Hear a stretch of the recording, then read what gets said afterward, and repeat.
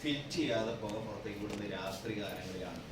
അതുകൊണ്ട് ഇവിടെ കരിമഴ സുലഭമാണ്. കാരണം ഇവിടെ എന്ത് സാധനം അലക്കിയിട്ടാലും കറുത്ത പാടുകളും എല്ലാം കാണാം.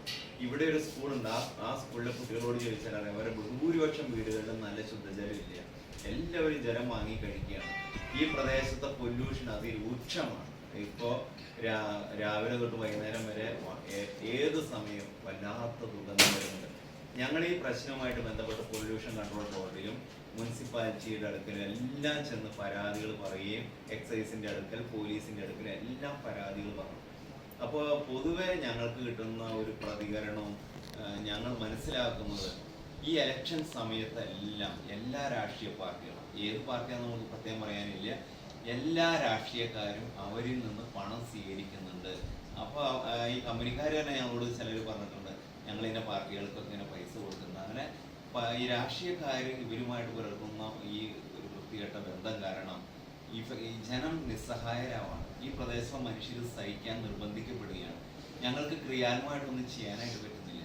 കാരണം ഇതിൻ്റെ വേദന സഹിച്ച് ജീവിക്കുക എന്നല്ലാതെ ക്രിയാത്മകമായിട്ട് ചെയ്യാൻ പറ്റാത്ത രീതിയിൽ വലിയൊരു പ്രതിസന്ധി രൂപപ്പെട്ടിരിക്കുകയാണ്. അതുകൊണ്ടാണ് ഈ ഇലക്ഷൻ സമയത്ത്, ഇതിനു മുമ്പും ഈ സംരക്ഷണ സമിതിയുടെ പ്രവർത്തിക്കുകയും ജനങ്ങളെ ബോധവൽക്കരിക്കുകയും ചെയ്തു. ഞങ്ങളുടെ മീറ്റിങ്ങുകൾ വിളിച്ചുകൂട്ടി, പൊതുയോഗങ്ങൾ വിളിച്ചുകൂട്ടി, എല്ലാ സ്ഥലങ്ങളും ഞങ്ങൾക്ക് സാധിക്കുന്ന സ്ഥലങ്ങളിലെല്ലാം പരാതികളായിട്ട് പോയി. ചിലർ അന്വേഷിക്കുന്നുണ്ട്, ചിലർ പ്രത്യേകിച്ച് ഇവിടെ ഒത്തിരിയേറെ സ്ഥലങ്ങളിൽ അന്യസംസ്ഥാന തൊഴിലാളികളെ ജോലി ചെയ്യുന്നു. ആ വൈകുന്നേരമായി കഴിഞ്ഞാൽ പല കടകളിലും സുലഭമാണ്. അതിനുവേണ്ടി പ്രത്യേകം പ്രവർത്തിക്കുന്ന കടകളുണ്ട്. അപ്പോൾ ഈ ചിലർ പരസ്പരം തല്ലുകൂടുക, ബഹളം വയ്ക്കുക, അങ്ങനെയല്ല. അത് പൊതുനിരത്തിൽ വലിയൊരു പ്രശ്നം തന്നെയാണ്. പിന്നെ ഈ കടകളിൽ നിന്നെല്ലാം വേസ്റ്റ് പുറത്തേക്ക് ഇട്ടിട്ട് തെരുവ് നായ്ക്കൾ പെരുകിയിരിക്കുകയാണ്. ഒരാൾക്കും ഈ പ്രദേശം വഴി നടക്കാൻ പറ്റാത്ത രീതിയിൽ തെരുവ് നായ്ക്കളുടെ ശല്യമാണ്. ഇവിടെ കാണുന്ന ഏറ്റവും വലിയ വേറൊരു വൃത്തികെട്ട പ്രതിഭാസം എന്താണെന്ന് വെച്ചാൽ, പല സ്ഥലങ്ങളിൽ നിന്നും കരിമ്പട്ടികയിൽ ഉൾപ്പെടുത്തിയ, റെഡ് കാറ്റഗറിയിൽ ഉൾപ്പെടുത്തിയ പല കമ്പനികളെയും അവിടുത്തുകാർ ഓടിച്ചു കഴിഞ്ഞപ്പോൾ അവർ സുരക്ഷിത താവളമായിട്ട് താമസിക്കുന്നത് ഇവിടെയാണ്.